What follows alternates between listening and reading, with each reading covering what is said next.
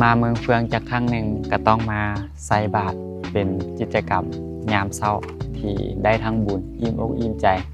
แล้วก็ได้ทั้งบรรยากาศในการมาเมืองเฟืองพร้อมตอนนี้พวกค่อยสองผมเนี่ยก็กำลังเกี่ยมทาครูบากับพอดีกำลังมาเลยตั้งจิตอธิษฐานแล้วก็ใส่บาตรน้ำครูบาอาทิวาทนาทินิสเนกังบุทาปัญจานิทิโนจัตตารุธรรมาวันตันติอายุวันโนสุขังพลังโภคปัตตาจานิทุกขปยาปัตตาจานิปัญญาสุขปัตตาจานิสุขหุตุสัพเพวิปานิโนอิตาวตาวันนั้น ธรรมะธรรมะญาติสัพพะสัพเพเทวะอนุโมทาตุ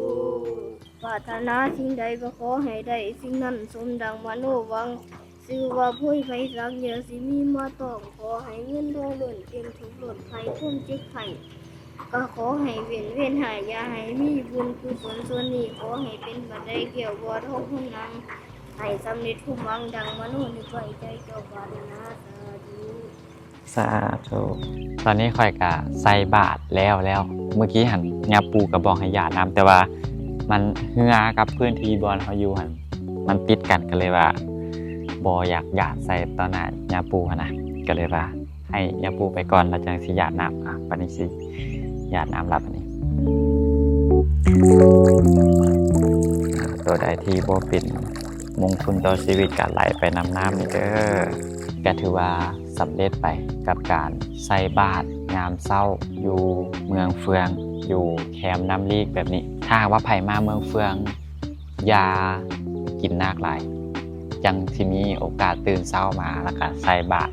ให้กับครูบายามเช้าแบบนี้เป็นบรรยากาศที่เฮาหาอยู่บ่อนอื่นบ่ได้เลยนอกจากเมืองเฟืองบ่อนเดียวที่ครูบาเพิ่นจะลองเพื่อมาตามน้ำแล้วก็ใส่บาตรนำครูบาตอนเช้านี่ก็ถ้าว่าไผตื่นเช้าก็สิเห็นเฮือครูบาหลายๆองค์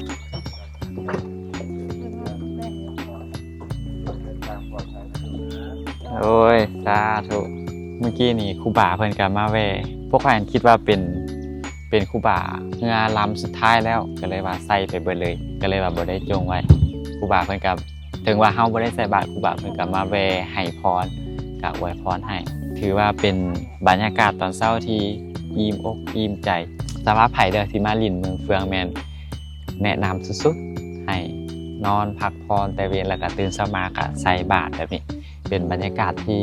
โคตรบริสุทธิ์แล้วก็ทั้งอิ่มอกอิ่มใจพร้อมแล้วก็แนวไปทางใดก็สบายหูสบายตาคือตื่นเช้ามาสิ่งแรกที่เราเฮ็ดคือมันเป็นสิ่งดีๆแล้วก็ตลอดมื้อมันก็สิเฮ็ดให้อารมณ์เฮาแจ่มใสบ่เครียดบ่หยังก็ถือเป็นเรื่องดีๆเพราะค่อยสองคนก็เป็นหนึ่งในนั้นที่ได้ประกอบส่วนในการใส่บาตรให้กับครูบาซึ่งครูบานี่เพิ่นก็สิไปแต่ละจุดที่มีเหือแพแบบนี้เพื่อให้แขกผู้ที่มาลิ้นได้ใส่บาตรได้เห็นบุญแต่เช้าให้จิตใจแจ่มใสสำหรับไผมาอย่ากินนากหลายเด้อพยายามตื่นเช้าคือค่อยรับอากาศบริสุทธิ์แบบนี้